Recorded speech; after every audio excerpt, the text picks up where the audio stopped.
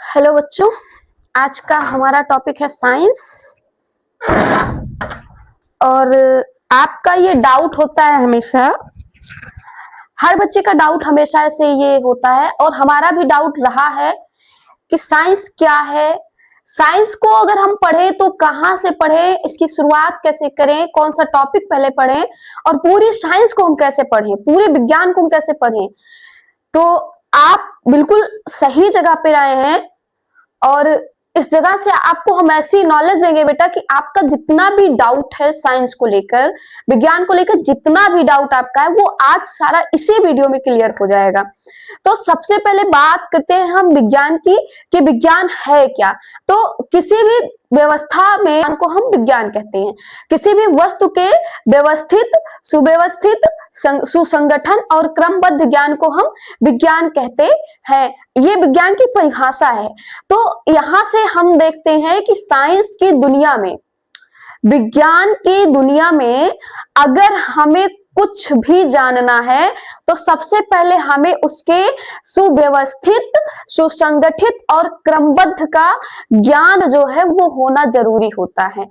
जैसे क्वेश्चन हम आपसे करते हैं कि आपका नाम है राम, किसी बच्चे का नाम, पहला आपका मिल गया है रा, उसके बाद आपको मिला है आ, उसके बाद आपको मिला है मा। ये तीनों अक्षर मिला के आपका बनते हैं राम। तो अभी हमने कहा कि किसी भी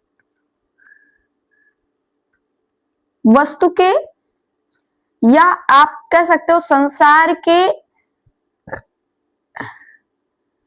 किसी भी चीज, नाम, स्थान, कुछ भी आप ले सकते हो संसार का, तो उसके जो सुव्यवस्थित, सुसंगठित तथा क्रमबद्ध ज्ञान जो होता है वही विज्ञान कहलाता है। तो आप देख रहे हैं कि राम में हमको 3 अक्षर मिल रहा है।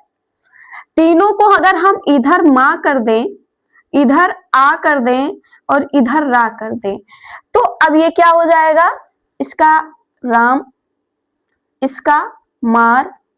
अगर हम आ को पहले लिख दें और रा को बीच में लिख दें, मां को बाद में लिख दें, तो क्या हो जाएगा, आरम, अरम। तो कहने का मतलब है कि जब तक आपको किसी भी ज्ञान में उसके सुव्यवस्थित, सुसंगठित और क्रमबद्ध का ज्ञान नहीं होगा, किसी भी ज्ञान का अगर आपका किसी भी ज्ञान का सुव्यवस्थित, सुसंगठित तथा क्रमबद्ध ज्ञान आपको नहीं है तो आप उस चीज को कभी सॉल्व नहीं कर पाएंगे और वही हमारा विज्ञान कहलाता है। विज्ञान हमको यही सिखाता है कि अगर हमें अपने जिंदगी में कुछ करना है, अपने लाइफ में कुछ भी करना है तो उसके लिए एक सीढ़ी बनाई है विज्ञान ने, जो इस प्रकार से है कि सबसे पहले आपको सुव्यवस्थित होना पड़ेगा। ये अव्यवस्थित क्रम है, ये सुव्यवस्थित क्रम है, ये भी अव्यवस्थित क्रम है, इसलिए गलत है, ये भी गलत है। ये सुव्यवस्थित है, मतलब सुव्यवस्थित का मतलब होता है कि किसके बाद क्या आएगा या किसके बाद क्या लिखा जाए, ताकि सेंटेंस जो है, लाइन जो है वो बिगड़े ना। अब उसके बाद सुसंगठित, अगर हम कोई भी चीज, किसी भी ज्ञान को अगर हमने सुव्यवस्थित कर लिया कि हाँ इसके बाद ये आएगा। जैसे सबसे पहले हम क्या करते हैं, पापा की उंगली पकड़कर चलना सीखते हैं, उसके बाद क्या करते हैं, हम दौड़ना सीखते हैं। क्या हम पहले दौड़ सकते हैं? नहीं दौड़ सकते हैं। जब हमको पापा अपनी उंगली पकड़ के चलाना सिखाते हैं, मम्मी अपनी उंगली पकड़ के चलाना सिखाती हैं, तब हम लोग चलना सीखते। उसी तरीके से विज्ञान जो है वो आपको पहली उंगली देता है सुव्यवस्थित की, और जैसे ही सुव्यवस्थित हमने करना सीख लिया तुरंत हम दौड़ना जान जाते हैं और फिर पापा के पीछे नहीं, पापा के आगे दौड़ते हैं हम। जब बच्चे छोटे होते हैं तो पापा पीछे से दौड़ते हैं, बच्चे आगे से दौड़ते हैं ताकि पापा उसको पकड़ ले। तो इस तरीके से पहली उंगली विज्ञान हमको सुव्यवस्थित करना बताती है। पहली उंगली इसलिए पकड़ाती है कि हम किसी भी चीज को उसके ढंग से चलना, उसके ढंग से आगे बढ़ना सीख ले, उसके बाद हम दौड़ सकते हैं। जब हमको पहला स्टेप पता चल जाएगा तो हम दूसरा स्टेप खुद ही कर सकते हैं। ताकि क्या करना है, पहले स्टेप के कॉपी करना है। पहले स्टेप में हमको एक कदम बढ़ाना था, दूसरे स्टेप में हमको दौड़ना है। तो ये दूसरी उंगली होती है। और जब ये दोनों पैदल चलना और दौड़ना हमको आ जाता है तो हम कोशिश करते हैं कि साइकिल भी सीख ले, गाड़ी भी सीख ले। इस तरीके से विज्ञान अपनी पहली उंगली पकड़ाता है सुव्यवस्थित बना के, दूसरा आपको दौड़ाता है, सुसंगठित कर देता है। बिल्कुल आप सुसंगठित हैं, एक साथ जुड़े हैं और अच्छे तरीके से जुड़े हैं। उसके बाद क्रमबद्ध, आपका जो क्रमबद्ध है वो बिल्कुल सही है। रा के बाद उस पे मात्रा आनी चाहिए, वो है, उसके बाद मां आना चाहिए। ये आपका क्रमबद्ध है, इसलिए ये आपका सही है। यहां से आपको पता चल गया होगा कि विज्ञान क्या है और विज्ञान हमें क्या सिखाता है। जैसे बचपन में मम्मी पापा हमको चलना सिखाते हैं, बोलना सिखाते हैं, दौड़ाना सिखाते हैं, उसी तरीके से विज्ञान हमको पहले स्टेप में ही ये सिखा देता है कि हमको जो कुछ भी पढ़ना है बिल्कुल सेंटेंस वाइज पढ़ना है, बिल्कुल सीढ़ियों की तरह कैसे पढ़ना है कि पहली सीढ़ी अगर हम छोड़ देंगे तो दूसरी सीढ़ी हम पकड़ नहीं पाएंगे। अगर दूसरी पकड़ पाएंगे तो आगे जाके हम पूरी सीढ़ी पे ना पहुंच के पीछे गिर जाएंगे। इस तरीके से विज्ञान हमको पहले स्टेप में ये चीजें बता देता है। समझा, बहुत अच्छे से पढ़ा कि विज्ञान की जो परिभाषा है वो हमको ये सिखाती है कि जब तक हमें किसी भी चीज का शुरू से लेकर अंत तक ज्ञान नहीं होगा तब तक हम उस चीज को सॉल्व नहीं कर पाएंगे, उस चीज के बारे में सोच नहीं पाएंगे। यह विज्ञान हमको बताती है। तो विज्ञान का डाउट जिन बच्चों को था कि विज्ञान क्या है, कहाँ से शुरू करें, कैसे शुरू करें, वो डाउट आपका क्लियर हो गया होगा। हमें यही उम्मीद है आपसे। अगली बात हम विज्ञान के बारे में ये जानेंगे बेटा कि विज्ञान की डिफिनीशन, सबसे पहले आप विज्ञान की डिफिनीशन लिख लीजिए। अभी हमने आपको बताया किसी भी वस्तु के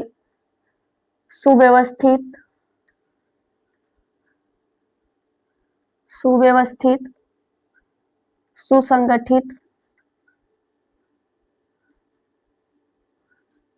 क्रमबद्ध ज्ञान को विज्ञान कहते हैं। आपको एग्जाम्पल में हमने बताया था राम, तो आप जानते हैं कि ये पहले सुव्यवस्थित होगा और क्रमबद्ध में होगा, एक के बाद एक का क्रम जो है वो सही होगा, तभी ये सुसंगठित बनेगा, तब जाके ये राम बनेगा। ये हो गया, ये स्टेप हो गया इसका सुव्यवस्थित, और ये एक के बाद एक ये हो गया क्रमबद्ध। उसके बाद दोनों मिला के सुव्यवस्थित और क्रमबद्ध मिला के हो गया सुसंगठित। इस तरीके से ये विज्ञान की परिभाषा हो गई। विज्ञान ने हमको यही सिखाया है शुरू से कि जब तक हमें किसी भी चीज के बारे में शुरू से अंत तक नहीं पता होगा तब तक हम उस चीज को नहीं कर पाएंगे। आपका पहला हो गया कि विज्ञान क्या है, विज्ञान क्या सिखाता है, ये आपको हमने बता दिया। दूसरा आता है विज्ञान के प्रकार। विज्ञान के प्रकार क्या होता है? 3 प्रकार का होता है। तो यहाँ पे आप बिल्कुल सही हैं, विज्ञान जो है वो 3 प्रकार का होता है। विज्ञान 3 प्रकार का होता है। और यहाँ से एक बहुत बढ़िया टॉपिक निकलता है जो आप सबके लिए है। आप सबसे अगर कोई पूछता है विज्ञान कितने प्रकार का होता है, तुरंत आप बताते हैं विज्ञान 3 प्रकार का होता है। आपसे पूछा जाता है कि विज्ञान के तीनों प्रकार का नाम क्या है, तो आप तुरंत बताते हैं फिजिक्स, केमिस्ट्री, बायो। आपसे कोई पूछता है आप क्या लिए हैं इंटर में, तो आप तुरंत बताते हैं फिजिक्स, केमिस्ट्री, बायो। ये गलत तरीका है बेटा, यहीं पे आपको सुधार करना है। हम सबसे पहले फिजिक्स तो पढ़ते हैं, फिजिक्स जो है हम सबसे पहले भौतिक को तो पढ़ते ही हैं, क्योंकि भौतिक के आधार पर ही सारी चीजें हैं। लेकिन दूसरे नंबर पे हम केमिस्ट्री नहीं पढ़ते हैं, पहले नंबर पे फिजिक्स नहीं पढ़ते हैं। लेकिन आप क्या बताते हैं? Physics, chemistry. फिजिक्स, केमिस्ट्री, आप उसके बाद रसायन बताते हैं, उसके बाद बताते हैं बायोलॉजी, और बायोलॉजी के दो भाग होते हैं, जीव विज्ञान, जीव विज्ञान के दो भाग होते हैं, botany and zoology, botany and zoology, इसको बोलते हैं वनस्पत विज्ञान, इसको बोलते हैं जंतु विज्ञान।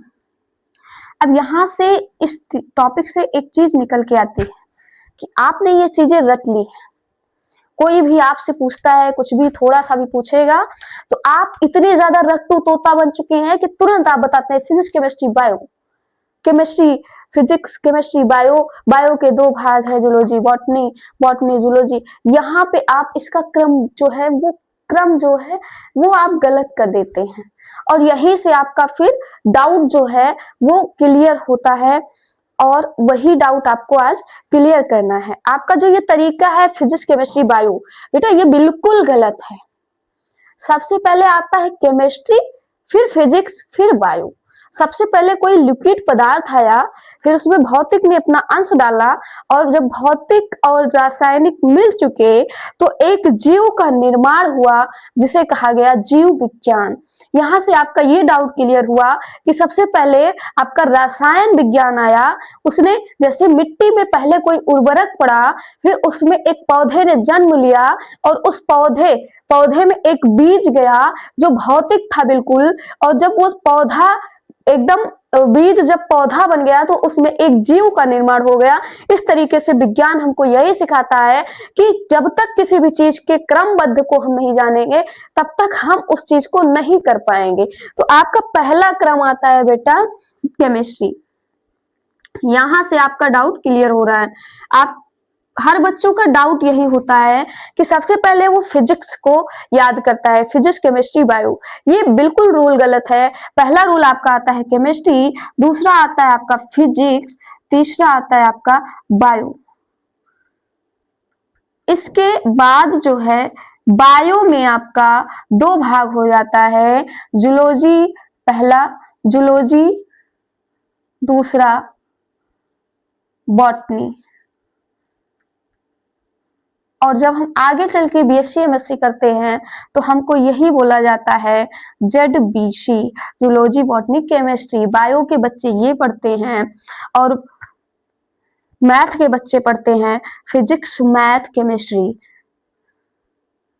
PMC। ये मैथ के बच्चे पढ़ते हैं, ये बायो के बच्चे पढ़ते हैं, और आर्ट साइड के बच्चे बैचलर ऑफ आर्ट BA करते हैं। इस तरीके से आपका ये भी डाउट क्लियर हुआ। अब यहाँ से एक बात आती है कि केमिस्ट्री, अभी हमने आपको बताया कि आप मिट्टी में कोई केमिकल मिलाया गया होगा, कोई केमिकल मिलाया गया तो उस केमिकल से एक बीज उत्पन्न हुआ, और वो भौतिक, जैसे मिट्टी जो है वो भौतिक है, और उस पर कोई भी चीज हम डालेंगे, कोई भी मिट्टी डालेंगे तो वो भौतिक ही रहेगी। तो एक बीज का निर्माण हुआ, सीड का निर्माण हुआ, और वो सीड जैसे ही बड़ा हुआ, बायो की तरफ आया, एक प्लांट बन गया, तो उसमें जीव आ गया। अर्थात केमिकल में सीड का मिश्रण किया गया तो एक प्लांट, एक जीव का निर्माण हो गया।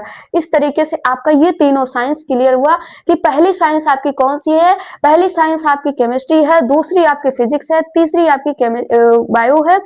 और बायो में जैसे किसी, जब पौधे का निर्माण हुआ, प्लांट का निर्माण हुआ, तो वो पहुंच गया बॉटनी में, और लेकिन कभी कभी किसी जंतु का निर्माण होता है। अब केमिस्ट्री की खोज किसने की थी, आप ये जान लीजिए कि केमिस्ट्री की खोज किसने की थी। तो कितने बच्चों को पता है केमिस्ट्री की खोज किसने की थी? फिजिक्स की खोज अल्बर्ट आइंस्टीन ने की थी, ल्यूबिशे ने की थी, ल्यूबिशे ने की थी केमिस्ट्री की खोज। फिजिक्स की खोज आइंस्टीन ने की थी, और बायो की खोज आपको पता है अरस्तु ने की थी, और जूलॉजी की खोज भी अरस्तु ने की थी। बॉटनी की खोज किसने की थी, आप कमेंट में बताइए। हमको तो पता है, आपको हम बता भी दे कि थियोफ्रास्टस ने की थी, लेकिन आप कमेंट में बताइए कि बॉटनी की खोज किसने की थी।